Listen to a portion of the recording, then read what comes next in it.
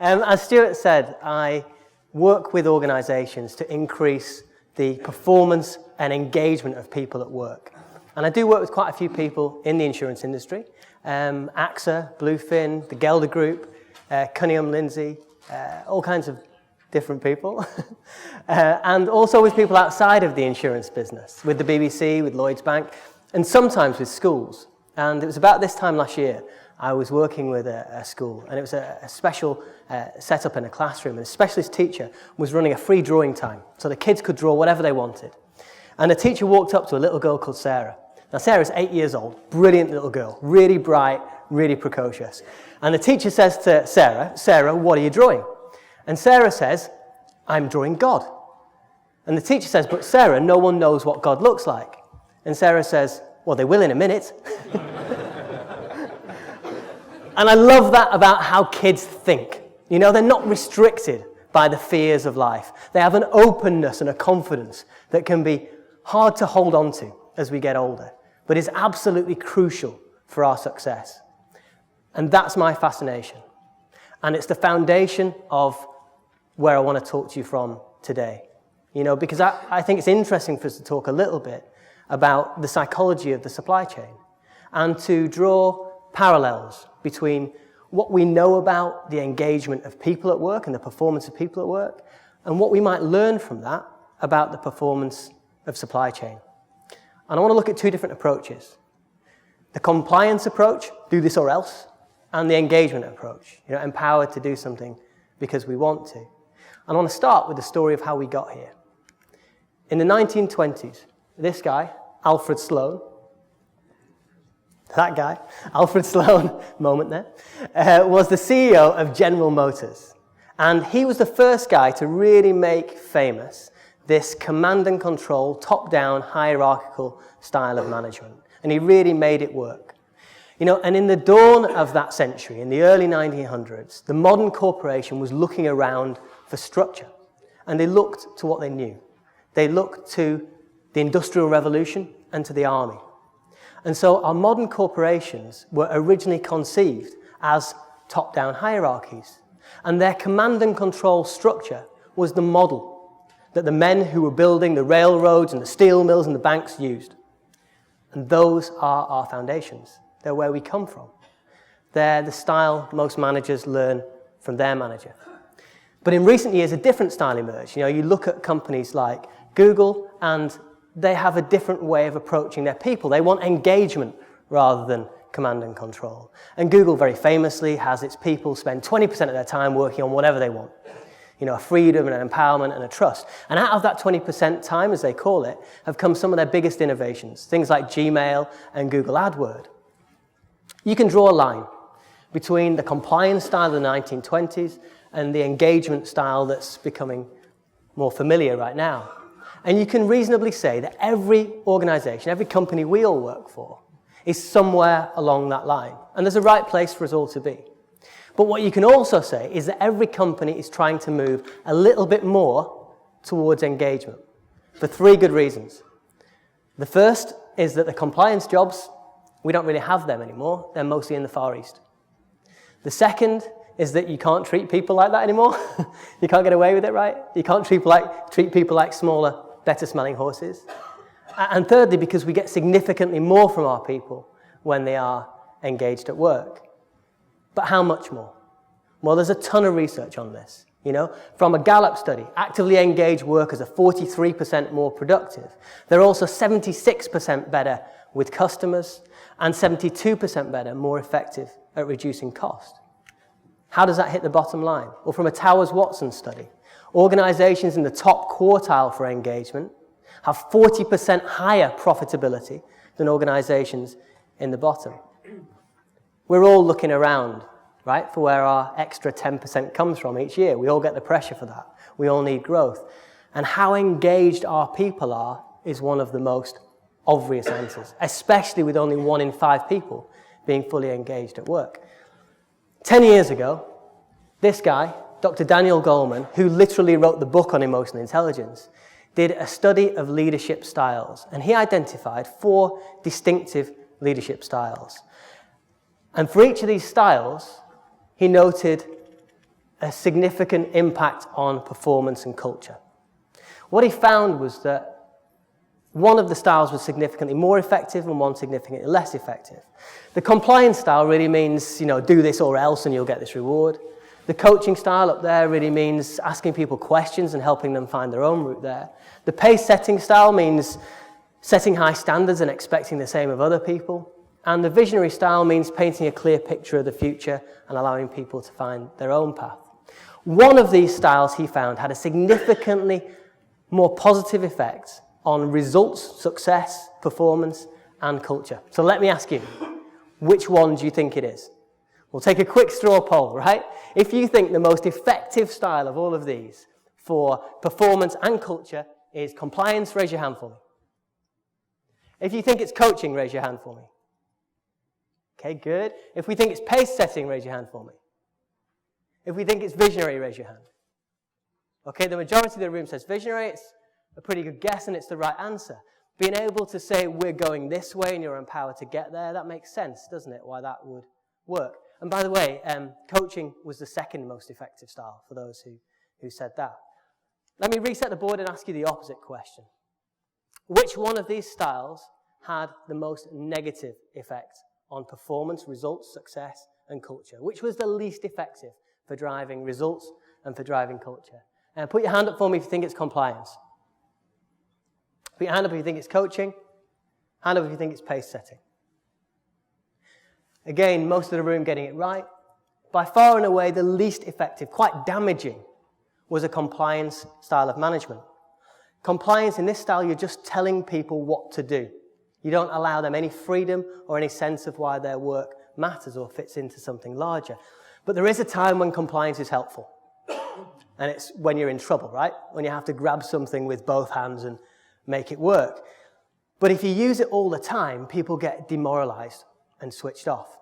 So you have to move out of crisis mode quickly and use compliance sparingly. It's not an everyday way of being able to get the best out of human beings. So, the science of what we know about what makes people, human beings, perform at their best at work is pretty clear. It's pretty robust. That's a snapshot.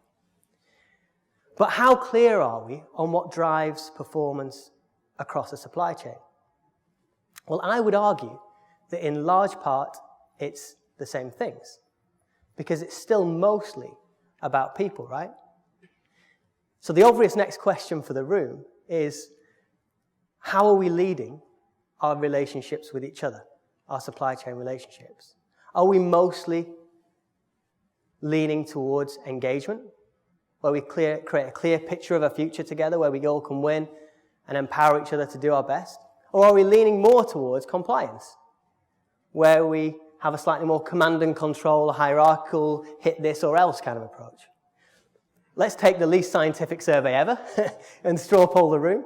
If you think in our relationships with each other in our supply chain, we lean more towards engagement, raise your hand now. And if you think we lean more towards compliance, raise your hand now. Okay, I reckon that's about 95% of the room suggesting compliance. Obviously, it's not scientific, it's just the flow of where we're going, but I think that's probably true, I think we could say honestly that whilst we have made great efforts to slowly change the way we manage our people inside our businesses, recognizing this new science in this useful way, we've yet to make that same effort, or even really decide it's the right way to go in the way we manage our supply chain relationships. And that's what I want to talk about next. But first, here is a guy who is highly compliant.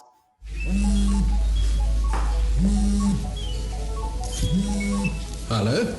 Honey? Are you at the club? Yes.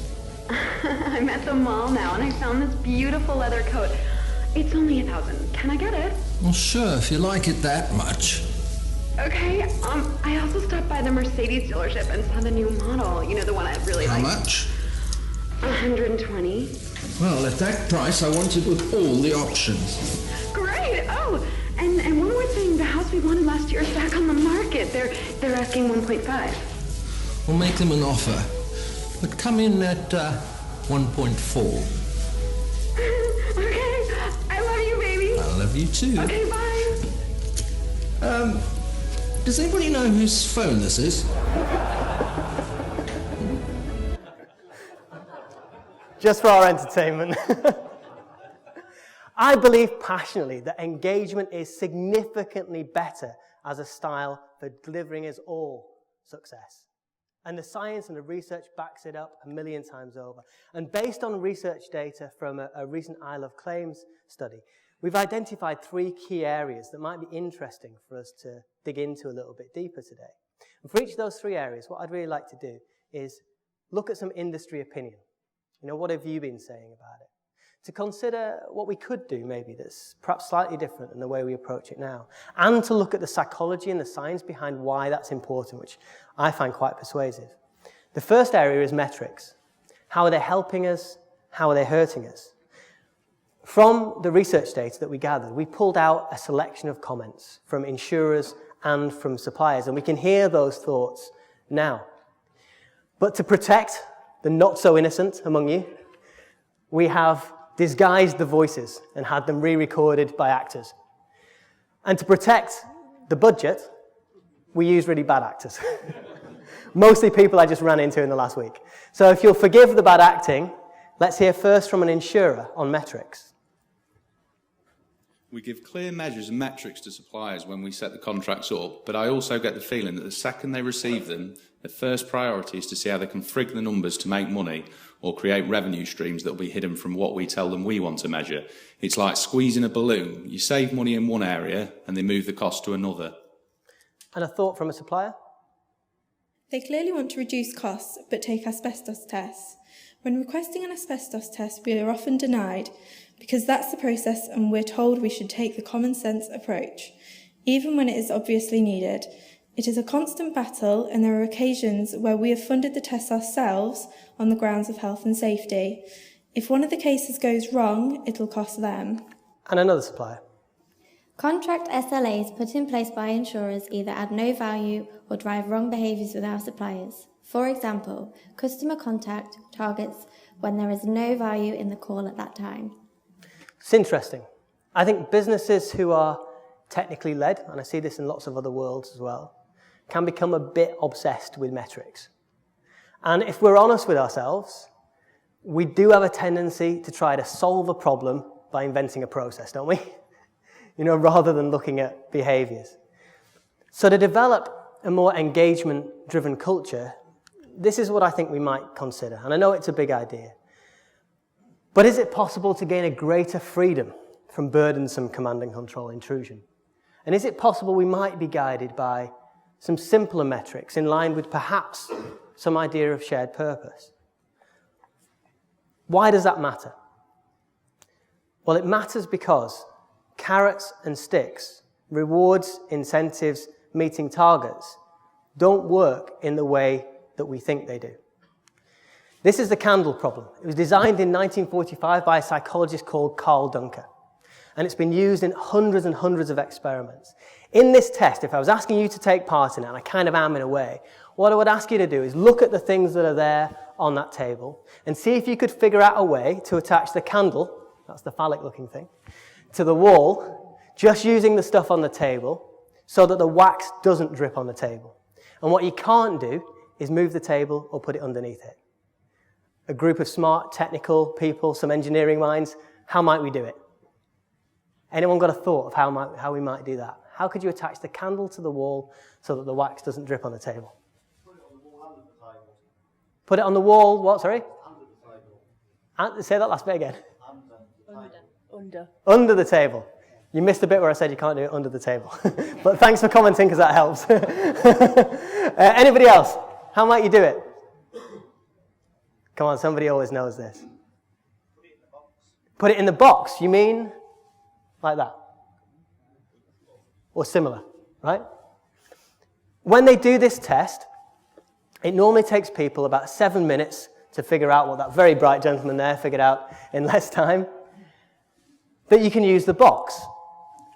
In order to use the box, your brain needs to overcome something that the psychologists call functional fixedness. You need to see that the box has this other use. It's not just for holding the drawing pins. Okay.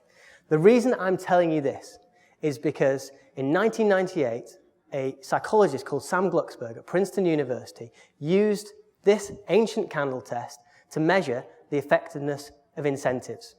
What he did was he had two groups of people come in and take part in this test. We know the average time is 7 minutes. The first group he gave an incentive to. He said, if you're in the top 25% of times in your group, I'll give you $50. And he said, if you're the fastest in your group, I'll give you $100. So they've got a cash incentive for working harder, working faster. The second group, no incentive, just a control group. Question for you. How much faster than the average 7 minutes did the first group take to complete the candle test? The group that was incentivized, how much faster did they complete the candle test? Any thoughts? Any numbers? No faster from this guy here. What were you going to say, sir? Slower, perhaps. Interesting. Any other thoughts? 3 times faster. Interesting. Good variety. I like that. It's helpful. In actual fact, the group that was incentivized with cash to do the candle test faster completed it on average 3.5 minutes slower. We'll look at why in a minute. What Sam did next is he did the experiment again, but this time he did it a little bit differently. Can we just lower the lights a second so that's easy to see? This time, the drawing pins start outside of the box. Everything else, he did exactly the same. New group of people. First group, incentivized with cash. Second group, no incentive. Question for you. This time, which group did the test faster? The first group that was incentivized by cash or the second group that wasn't? Put your hand up for me if you think the group that was incentivized by cash did that test faster. Put your hand up for me if you think the group that wasn't incentivized did the test faster. Put your hand up if you're so confused you have no idea what's going on. When the pins start outside the box, the group that is incentivized by cash does the test significantly faster. Why? You know, why? Yeah, because it's easier. This is what we know about incentives. When a task is straightforward, put chairs from there to over there. Incentives and rewards and threats, carrots and sticks, work as expected. As soon as a task requires any level of creativity, any level of cognitive insertion, any level of service or dealing with people, not only do carrots and sticks not work as expected, they drive down performance because they reduce creativity and reduce people's ability to think openly. It begs a question of us, doesn't it? In the tasks that we're asking each other to do across our supply chain, are they the second candle test, blindingly obvious, or are they the first candle test, requiring some engagement? Well-meaning metrics can often drive the wrong behaviors. Sears imposed a sales quota on its car repair staff, and what they got in return was workers inventing work to do and overcharging customers. General Motors had a policy to never ever stop the production line, as opposed to Toyota that had a cable running down theirs and could stop at any time to fix any problem. General Motors turned out thousands of crappy cars that had to be returned.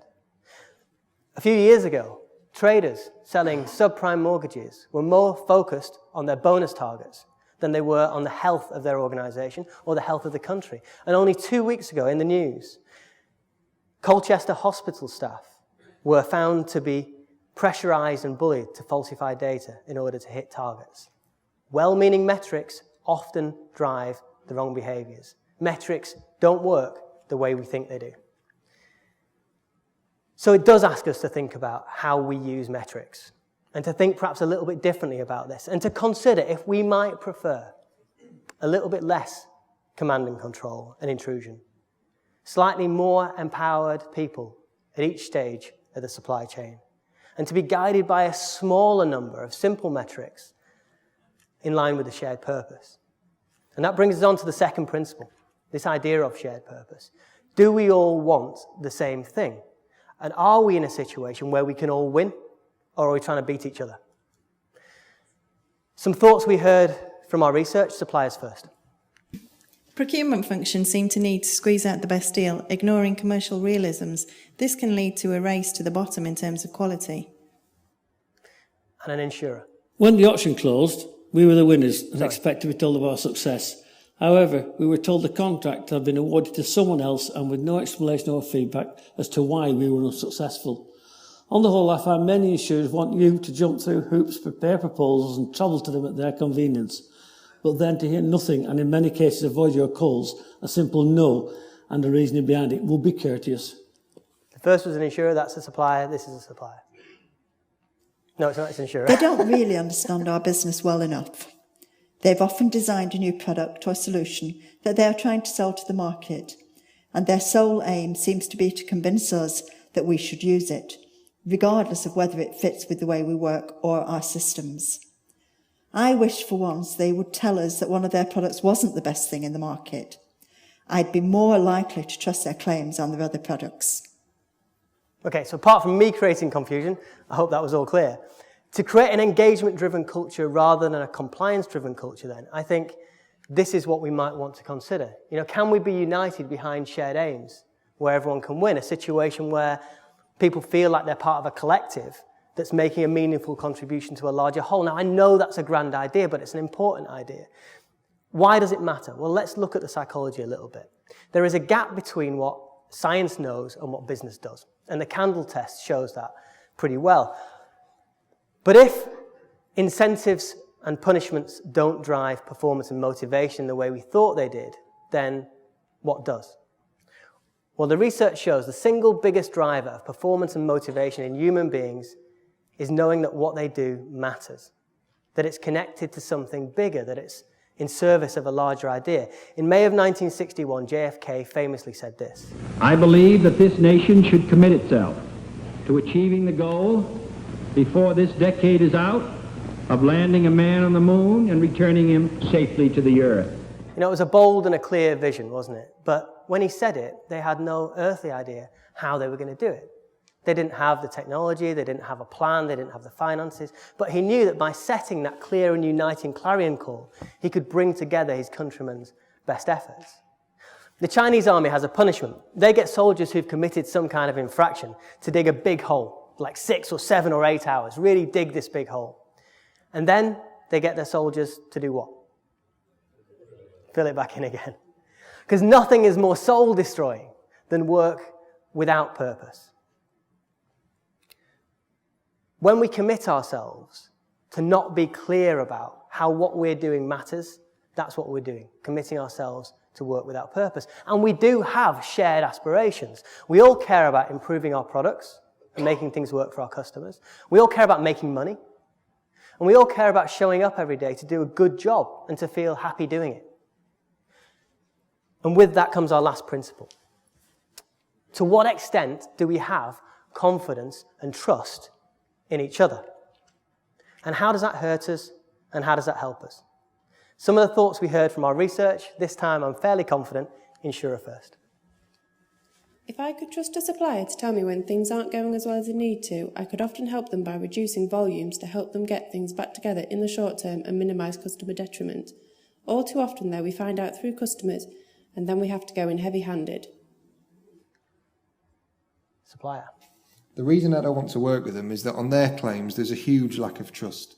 For example, let's say we don't have a skip on site and want paying for waste disposal. We have to photograph our operatives putting the waste in the back of a van with a number plate clearly visible, and then we show the waste being removed from the van and put in the skip. If we miss off a photo, they refuse to pay us. I hate the fact that I'm not trusted, and these petty arguments mean that we go round and round in circles as we argue and fall out, and we resent one another and waste each other's time. There are some unforeseen consequences of this situation, because whilst we're busy arguing about waste, we lose focus on doing a great job for the customer. We end up choosing not to work for that insurer and start to think of them as being a penny-pinching, useless insurer. And then I find myself going out of my way to tell as many people as I can to avoid them. And the policyholder, who is the most important person in this process, they feel we're more interested in skips than we are them. They feel undervalued. And our coordinators roll their eyes and sigh when they get queries from that insurer and focus on what that insurer might argue about more than serving the customer. All of this is something that we can fix. Interesting in itself. And when we think about this area of confidence, the way we think about and treat each other, sometimes I notice how much people, especially at a mid-level in organisations, can need to exert a certain level of power or control over other people for the purposes of their own ego, to fill up their own sense of self. You know, whether that's expressing more technical knowledge than the next person, or whether it's the need to win an argument rather than just be constructive. These are normal human behaviors, but they're normal human behaviors that drive compliance and not engagement. I think we might prefer this, to believe in and trust each other, and where possible, to develop empowerment and autonomy. I know how difficult these ideas are, but my thought is just to paint a picture of what we could look towards, and then we can think about how we nudge in that direction. Because this matters. It really matters. It makes a huge difference. Let me show you the psychology of why that's true. Confidence and trust in each other is driven by our mindset, by how we think and filter the world around us. Because how we think drives how we behave. If we're focused on why an insurer is a pain in the ass, that's what we'll notice. If we're focused on why a supplier is trying to screw us over, that's what we'll get. This is how our brains work. And it works because of one simple and unavoidable psychological truth. What you focus on, you get. You know, just like in skiing, where you point, that's where you'll go. Let me give you an experience of that. Do me a favor, look around the room for me. Really get out of your chair, look around. Notice as many things as possible as you can around you. Really try and notice and pick one thing that you've noticed. Okay, now everybody, all at once, shout out anything at all that you saw as loud as you can. Go. Baby. Did you say baby? Nice, all right, got you. This time, look around, don't shout out. I thought you were losing it a bit, Jim. This time, look around, don't shout out, but look for things that are white. Just look around for things that are white. All at once, shout out anything you saw. Go. Many of you will have noticed different things when you were looking for white things than you did when you weren't. And it doesn't come as a massive surprise to us that we notice different stuff when we're looking for it. What we don't understand is how what we're looking for, what we focus on, drives how we feel and drives our behavior. In 1998, two psychologists at Harvard University, Daniel Simons and Daniel Levin, were running a research project called the Door Study. In this study, lights please, the younger man is a researcher, and he goes up to the older guy, a pedestrian, asks him for directions. Watch what happens now as two men carrying a big picture walk in between the two people, and the researcher swaps for the guy at the back of the picture.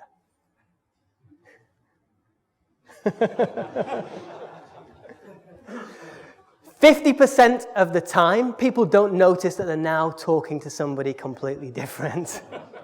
You know, and this is good news for us, because this is how your brains work. You have in your skull the most powerful processing device ever known to man, and it doesn't waste its time on stuff that is not important. Of all the things that come in through your senses, only 0.001% of them are processed by your conscious mind. That's all you get alerted to. It's a part of the brain called the reticular activating cortex. It filters all the info and just alerts you to the things that you're interested in. How does it know what you're interested in? It's what you tell it. What you focus on, you get. What you're looking for, you find. The Derren Brown version of that study, even cooler. Sorry, can I know how to get to St Paul's from here? Yeah, you're wearing that. Okay. Is it Go correct? through here. Do you know where we are on here? Which direction do we go?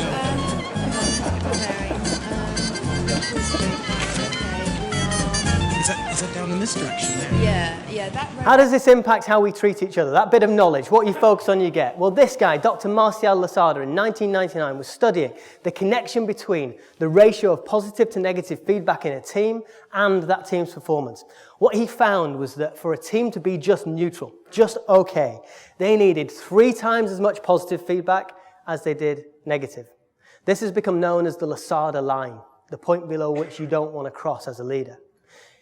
In high-performing teams, the ratio was 6-1.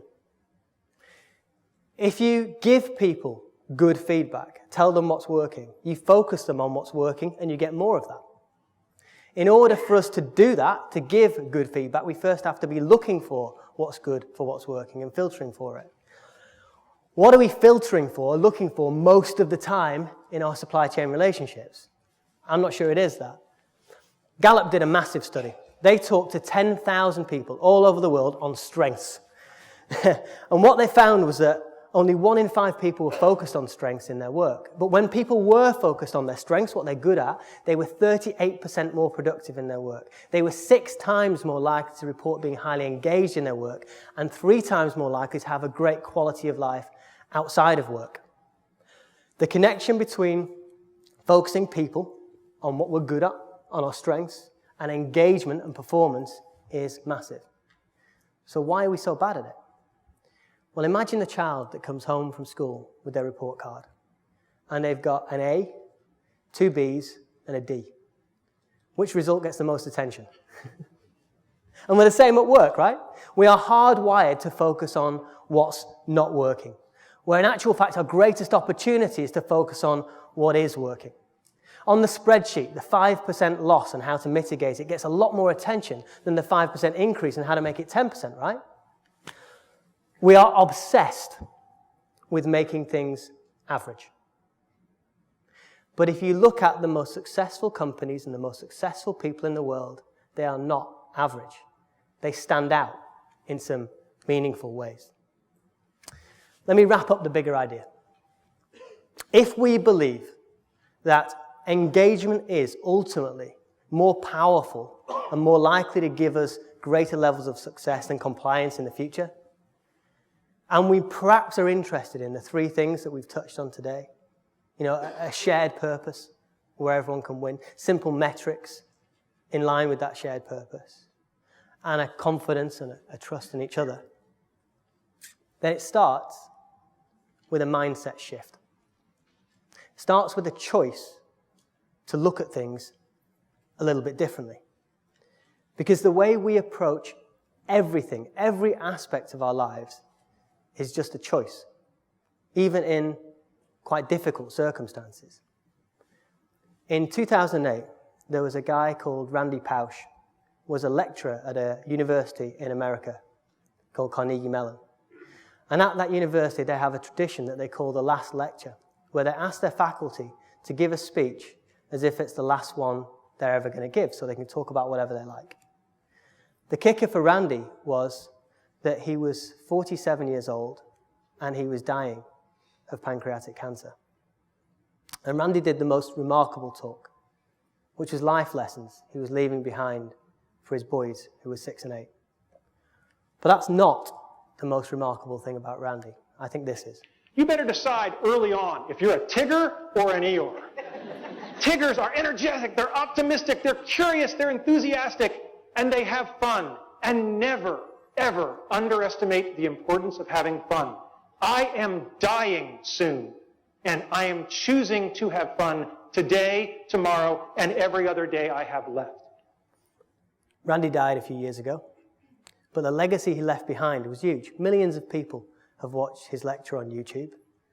And for me, every time I see Randy, it makes me question something and ask myself, what excuse do I have on my worst days, with my biggest challenges in work or life, not to at least try to make a choice about how I approach the difficult things? And that's what I would leave you with.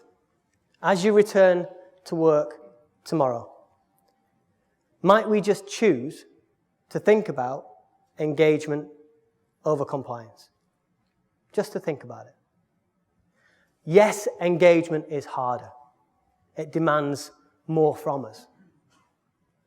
But harder is better. We will achieve more, enjoy more, and make life better for our customers, our companies, and for ourselves. I wish you luck and happiness. Thank you very much.